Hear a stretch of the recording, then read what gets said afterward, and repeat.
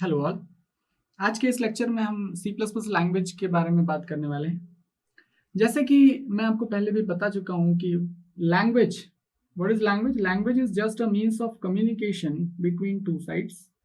यदि हम दो साइड्स के बीच में कोई भी कम्युनिकेशन एस्टेब्लिश करना चाहते हैं तो वहां पर एक कॉमन लैंग्वेज होनी चाहिए।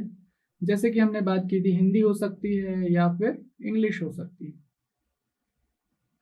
और आज के सिनेरियो की यदि हम लोग बात करें तो जो कम्युनिकेशन है वो ह्यूमन बींग्स और कंप्यूटर्स के बीच में हो रहा है। तो यहाँ पर भी हमें किसी लैंग्वेज की जरूरत पड़ेगी। जैसे कि हम पहले भी बात कर चुके हैं, ऐसी बहुत सारी लैंग्वेजेस है जो ह्यूमन बींग्स और मशीन्स और कंप्यूटर्स के बीच में कम्युनिकेशन स्टैब्लिश करवा सकती है, जैसे कि C plus plus and Java, Python and all. तो ये सारी लैंग्वेजेस हैं। मान लेते हैं कोई ऐसी लैंग्वेज है जो कि दो साइड्स आपस में समझ नहीं पाएंगे, तो फिर कम्युनिकेशन स्टैब्लिश नहीं हो सकता। जैसे कि मैंने तमिल का एक एग्जाम्पल दिया था आपको, वो एग्जाम्पल अभी भी हम यूज कर सकते हैं। चलिए अब हम बात करते हैं कि किसी भी लैंग्वेज के लिए यदि उसे हमें सीखना हो, समझना हो, पढ़ना हो, तो दो चीजों की आवश्यकता होती है किसी भी लैंग्वेज के लिए। तो जो पहला होता है दैट इज कैरेक्टर सेट, और जो दूसरा पार्ट होता है that is grammar. So her language में ये दो चीजें होती है। तो किसी भी लैंग्वेज को सीखने से पहले उस लैंग्वेज का कैरेक्टर सेट जो कि प्री डिफाइंड होता है उसे हमें पढ़ना होता है। जब वो कैरेक्टर सेट हम लोग जान जाते हैं उसके बाद उस लैंग्वेज से रिलेटेड जो भी ग्रामर होती है वो हमें पढ़ना होता है। और जब ये दोनों चीजें हम लोगों को आती है, समझ लेते हैं हम लोग, तब हम उस लैंग्वेज में बात कर सकते हैं। चलिए यहाँ पर हम लोग कुछ एग्जाम्पल्स लेते हैं। जैसे कि मान लेते हैं मैं हिंदी लैंग्वेज का एग्जाम्पल लूँ। तो हिंदी एक लैंग्वेज है। तो इस हिंदी लैंग्वेज में भी यहाँ पर आपके पास क्या होगा? एक कैरेक्टर सेट होगा। कैरेक्टर सेट, तो हर जो कैरेक्टर सेट है उस कैरेक्टर सेट का एक नाम होता है। तो हिंदी के जो कैरेक्टर सेट है उसको जो नाम दिया गया है वो है वर्णमाला। वर्णमाला पहला, कि उस कैरेक्टर सेट को एक नाम डिसाइड कर दिया जाएगा। दूसरा, उस कैरेक्टर्स में कुछ फिक्स्ड अमाउंट ऑफ कैरेक्टर्स होंगे और उन कैरेक्टर्स को हम चेंज नहीं कर सकते, दे आर फिक्स्ड। तो हिंदी की यदि हम बात करें तो यहाँ पर इसको दो पार्ट में डिवाइड किया गया है, स्वर और व्यंजन। तो मैं यहाँ डायरेक्ट लिख दूं, जैसे कि अ, आ, ई, ये हो गए आपके स्वर, और उसके अलावा क, ख, ग, घ, ये व्यंजन। तो इस तरीके से आपके पास ये कैरेक्टर्स हुए। हिंदी लैंग्वेज का जो प्री डिफाइंड कैरेक्टर सेट है उसे वर्णमाला नाम दिया गया, और उसमें ये कैरेक्टर्स है, वर्ण है, जिन्हें कि हम स्वर और व्यंजन कहते हैं। और तीसरी बात, इसका जो काउंट होता है वो फिक्स होता है। मान लेते हैं यहाँ पर जो वर्णमाला है उसमें टोटल 52 कैरेक्टर्स हैं। तो इन्हीं कैरेक्टर्स को आप यूज करेंगे यदि आप लोग हिंदी में काम करना चाहते हैं। दूसरा पार्ट जो हमें जानना होता है वो होता है ग्रामर। हिंदी की ग्रामर को हम व्याकरण कहते हैं, और उस व्याकरण में बहुत सारे रूल्स होते हैं जो हमें पढ़ने होते हैं, जैसे कि एक वचन, बहुवचन और अनुप्रास अलंकार, बहुब्रीहि समास and all. So this is the part of grammar.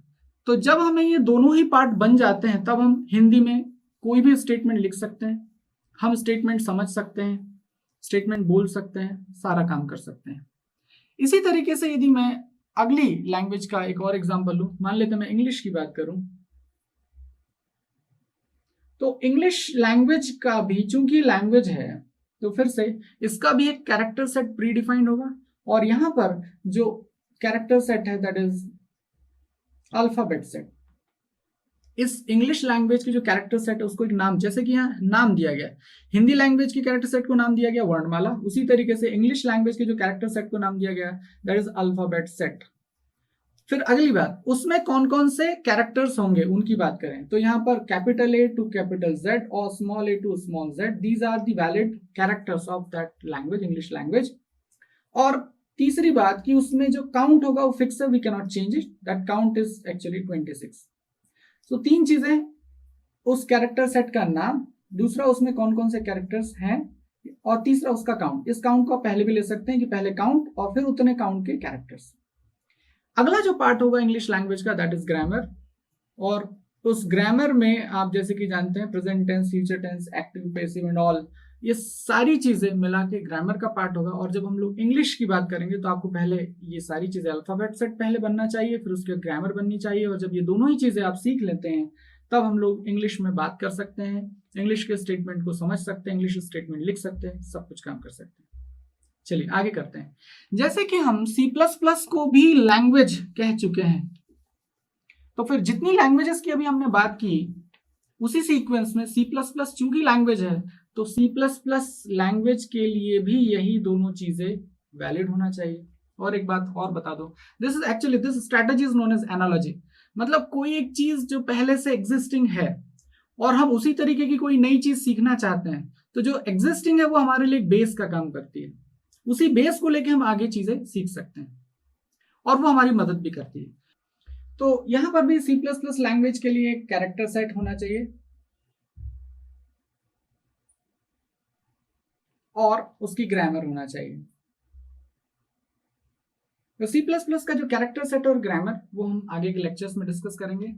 यहाँ आज का जो डिस्कशन है वो सिर्फ इसलिए था कि जो एग्जिस्टिंग लैंग्वेजेस है यदि हम उनके बारे में जानते हैं तो हमें एक नई लैंग्वेज सीखने के लिए बहुत ज्यादा परेशानी नहीं होगी, क्योंकि हम उसका बेस जानते हैं। This is known as analogy, कि पहले से जो चीजें हैं उसको बेस मानते हुए हम एक नई चीज सीखेंगे। जैसे पहले हमें हिंदी नहीं आती थी, लेकिन बाद में स्कूलिंग में हमने पहले हिंदी की वर्णमाला पढ़ी, फिर उसके बाद उसकी व्याकरण पढ़ी। ऐसे ही बचपन में हमें इंग्लिश नहीं आती थी, फिर क्या हुआ, तो पहले हमें अल्फाबेट सिखाया गया ABCD, फिर उसके बाद हमने उसकी ग्रामर पढ़ी, फिर हमें इंग्लिश बनने लगी।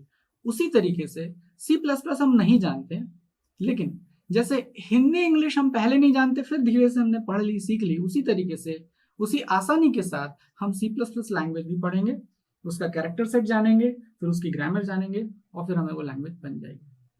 So this is all about for today's lecture. अगले लेक्चर में हम C++ लैंग्वेज का कैरेक्टर सेट और ग्रामर के बारे में डिटेल में डिस्कशन करेंगे। Thank you.